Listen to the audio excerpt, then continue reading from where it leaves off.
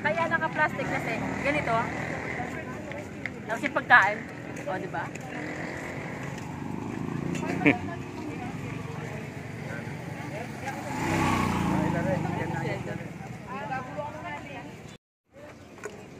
Nahuli na ako ng banat. Naubusan ako ng chicken ball. Guys, naubusan ako ng aking favorite na appetizer.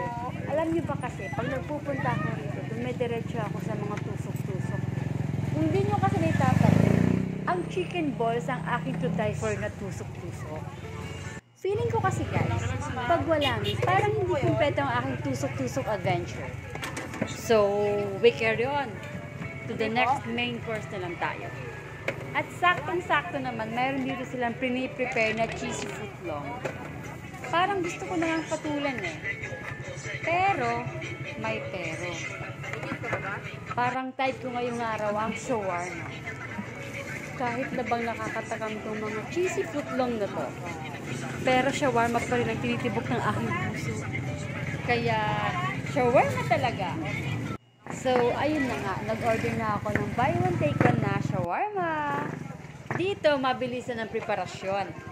Yung mga gulay, naka-slice na. Favorite ko dito yung kanilang shawarma sauce kasi hindi siya matamis. Finishing touches na lang ang kailangan. Maglagay ng beef at mapapasakamay ko na ang masarap na shawarma. At eto na, naglalakbay na ang aking shawarma papunta sa akin. Wait lang. Okay na. Ang shawarma na ito ay buy one take one. Pwede sa spicy, pwede sa mild spicy, or pwede rin naman na hindi spicy. Cheers!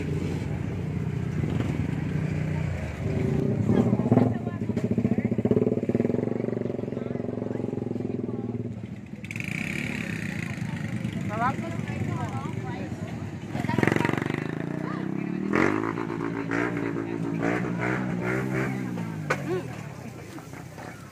Ito yung gusto ko sa shawarma. Yung hindi matamis yung sauce. Diba?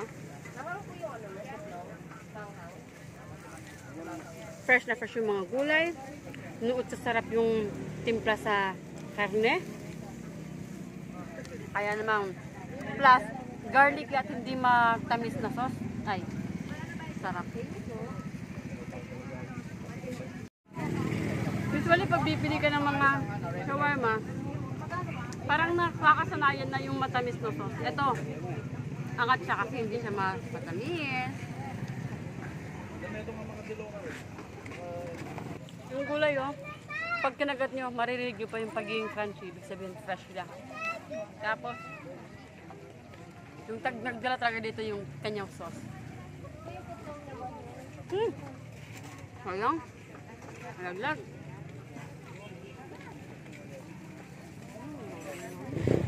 So, ang verdict, kung masarap itong shawarma. Siyempre naman, binabalik-balikan ko nga ito eh. Laging binabalik-balikan ko pag may time.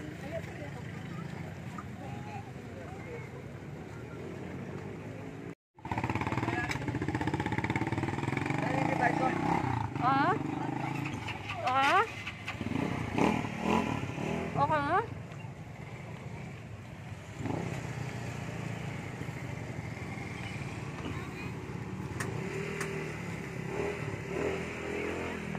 Bukod sa shawarma, mayroon silang rice, tsaka rice shawarma, tsaka salad shawarma, at tsaka yung bago nilang Hungarian na sausage. Ay, tikman nyo.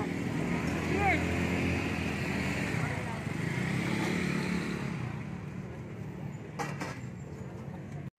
So, eto na guys, pinipirito ng aking Hungarian sausage. Alam niyo naman ako, kahit naka-order at naubos ko na yung aking shawarma, nag-order pa rin ako ng Hungarian sausage sandwich. So, dito guys, pinipirito na yung aking sausage. Ayan. Tapos, the next is, makikita niyo naman, pinapalikuan na siya ng masarap na mayonnaise. Pagkasunod dito ay yung masarap at mamula-mulang ketchup. Yan. Ang next naman na ilalagay ang isang samdamakmak na cheese. Toasted buns, lettuce, sausage, mayo, ketchup, cheese. So, kainan time!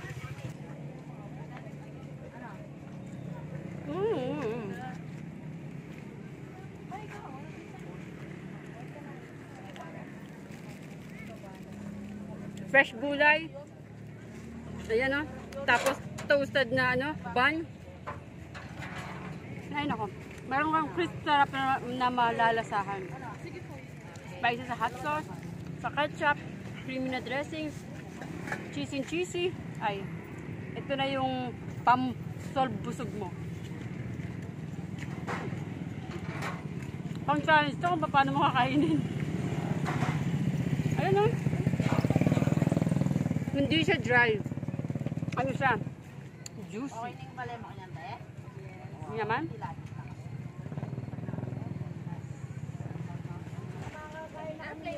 Kung gusto nyo matikman to, ay, dalawa po. Napakasarap na sausage.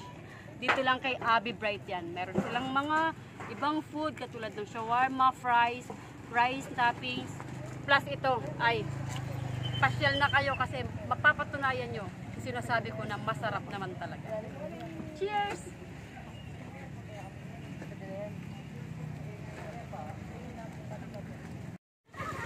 Alam ko, tikim na tikim. Alam ko,